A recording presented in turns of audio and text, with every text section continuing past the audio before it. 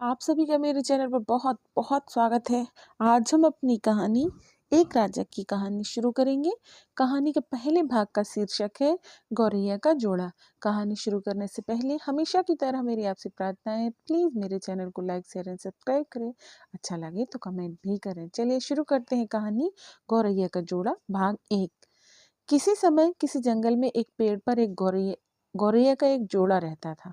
दोनों पक्षियों में बहुत प्रेम था। दोनों के कई बच्चे हुए जो बड़े होकर उड़ चुके थे। आजकल भी दोनों ही घोंसले में रहते थे और आपस में दुख सुख बांटते थे। सर्दियों की एक शाम जब सभी परिंदे अपने घोंसलों में लौट आए थे, वे दोनों भी दिन भर घूम फिर कर और भर पेट चारा चुग कर हंसते खेलते अपने घोंसले में लौट आए थे। अभी वे घोंसले में आराम से बैठे ही थे कि उन्हें कुछ आवाज सुनाई दी। पक्षियों ने घोंसले से बाहर झांक कर देखा। पेड़ के नीचे तो पेड़ की जड़ों के पास एक पथिक मनुष्य बैठा था। वह ठंड से कांप रहा था। उसे देखकर लग रहा था कि वह लंबे यात्रा से थक गया है और ठंड से निढाल हो गया है। पेड़ के नीचे बैठा वह पथिक अकेला अपने आप से ही बातें करता हुआ बड़बड़ा रहा था। ओह, कैसी बुरी ठंड है। शाम ढल रही है और अब मैं थक गया हूँ। मुझसे नहीं चला जाता। लगता है आज रात यहीं बसर करनी पड़ेगी। रात बिताने के लिए यह पेड़ अच्छी शरण रहेगा। यह पेड़ घना है, इसीलिए रात्रि की शीत से मेरी रक्षा करेगा। थोड़ी देर रुककर वह पुनः बोलने लगा। काश कहीं से कुछ आग की व्यवस्था हो जाती तो ठंड से थोड़ी और राहत मिलती। बिना आग के इस भयानक जंगल में सर्दी की रात काटनी अत्यधिक दुखदायी होगा। मेरे पास आग जलाने की कुछ व्यवस्था नहीं है। जाने रात कैसे कटेगी। उफ, ये ठंड। काश इस वक्त कहीं से अलाव की व्यवस्था हो सकती। बड़बड़ाते हुए पथिक अपने आप में सिमटता और कांपता हुआ इधर उधर देख रहा था।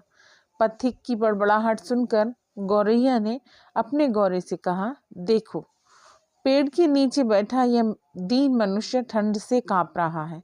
काश हम इसकी कुछ सहायता कर सकते। गौरा बोला, तुम सही कह रही हो। इसे इस तरह ठंड से कांपते देखकर मुझे भी इस पर दया आ रही है।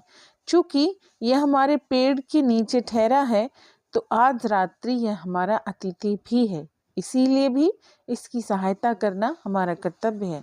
मैंने एक ऋषि के मुख से सुना है कि गृहस्थ को अपने द्वार पर आए अतिथि का सत्कार करना चाहिए। अगर गृहस्थ ऐसा नहीं करता तो उसके पुण्य की हानि होती है। अतः हमें कैसे भी इसकी सहायता करनी चाहिए।